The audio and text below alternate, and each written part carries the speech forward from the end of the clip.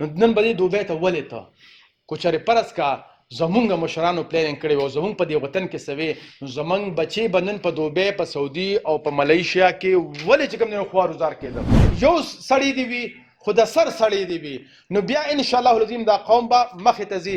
چې د سن 1918 یو څو کسانو کوشش شروع کو او په سن 1948 کې ملک جوړ کو دا یو یونیورسيټي ده نن څونه ډېرې یونیورسيټیانې دي موږ نه دا ملک نه کنټرول کیږي او هغه یو یونیورسيټي ولګېده ملک ځان له جوړ کو ملک نو د خدای د پاره پښتنو سانونو پیژنئ ستاسو د پاره خو به ځان له پیغمبر نه راځي یو ملکو په شګو کې به چې کوم دی ژوند کولو نن زما زوی زما چې کوم دی بچي او زما د زړه ټوکړه دوبۍ ته مزدورۍ له ځي که نه ځي نن زما رور چې کوم دی دوبۍ نه راغی زه نن به هلته تلمه خو چونکې ډاکټر صاحب راته ویلي دا سیشن نو زه لا نړم هغې د ریسیو کولو دپاره نو نن به دې دوبۍ ته ولې ته کو چېرې فرض کا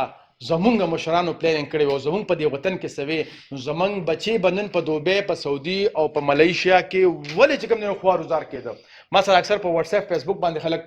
ډرایوران وي هلته هغې چې کومې قصې ماته کوي یقین په خدای که چې زړه مې وژاړي زړه د هغې وجه دا ده د چا مشرانو چې پلانینګ نه دی کړی د هغې بچي خوارزار شوي دي تاسو ګیر چاپېره خپل نظر واچوئ که چا سره ډېر جایدادونه وو او ډېرې پیسې وي ورسره نن د هغې د بچو حال وګورئ خوارزار دي که خوارزار نه دي ځکه خوارزار دي چې پلانینګ نشته دی او محنت نشته دی نو که دې قوم کې پلانینګ او محنت راغی نو بیا انشاءالله العظیم هېڅ لرې نه دي او مونږ اکثر خلک په دې باندې کو چې یاره یو څیز ډېر پکار دی ډېر نه دی پکار څیز کې کوالټي پکار ده چې هغه یو سړی دی وي خو د سر سړی دی وي نو بیا انشاءالله العظیم دا قوم به مخې ته ځي اکثر خلک په پاپولیشن باندې وي چې یاره مونږ ډېر زیات یو مونږ چې کوم دی نو په تعداد کې سیوا یو تعداد کې سیوا کېدل دا ضروري نه ده بلکې کوالټي پکار ده او خاصیت پکار دی تاسو وګورئ قرآن کې الله فرمایي بل اکثرهم لا یعقلون اکثر خلک عقل لرونکي نه دي بل اکثرهم لا يشكرون ولكن اكثر الناس لا يشكرون او اکثر خلک شکر ادا کوونکي نه دي ولكن اكثر الناس لا يؤمنون او اکثر خلک ایمان راوړونکي نه دي ولكن اكثر الناس لا يعلمون او اکثر خلک علم لرونکي نه دي نو تاسو مونږ ته ووایئ چې مونږ ته په کثرت باندې زور پکار دی که په کوالټي باندې زور پکار ده په کوالټي باندې زور پکار ده او تاسو ته زه یو کیس هسټري ښیم د اسرائیل آبادي چې کوم 9.364 ملیون ده او نن په غونډه دنیا باندې راج کوي که راج نه کوي دا د یو څو کسانو ویژنو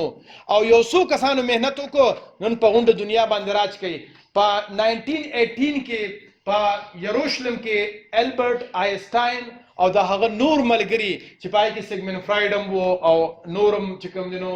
مارټن بیوبر هم و او ویزمین هم و هغې راجمع شو او یو یونیورسټي جوړه کړه چې د هغې یونیورسټۍ نوم و هیبرو یونیورسټي هیبرو یونیورسټي جوړه کړه په سن 1918 کې او هغې له ویژن څه کېښوده چې مونږ غواړو چې هیبرو ژبه را ژوندی کړو او اسرائیل ملک جوړ کړو پوره 13 کاله پس چې کوم دی نو هغوی ملک هم جوړ کړ او هغه یونیورسټۍ کې تاسو ورشه وګورئ نن عبراني ژبه هم چې کوم دی نو هغه لګیا ده مختلف علمونه چې کوم دی نو هغه کنټرول کوي او هغې کې ډیولپمنٹ کوي نو دا راته ووایه چې د سن 1918 یو څو کسانو کوشش شروع کو او په سن 1948 کې ملک جوړ کو دا یو یونیورسيټي ده نن څونه ډېرې یونیورسيټیانې دي موږ نه دا ملک نه کنټرول کیږي او هغې یو یونیورسيټي ولګېده ملک یې ځان له جوړ کړ ملک یې نو دې مطلب دا واضحېږي چې زما کلیر ویژن نشته دی زما کلیر پلانینګ نشته دی او زما محنت هغه شانتي نشته دی کوم محنت چې د هغې دی د خدای د پاره پښتنو سانونو پیژنئ ستاسو د پاره خو به ځان له پیغمبر نه راځي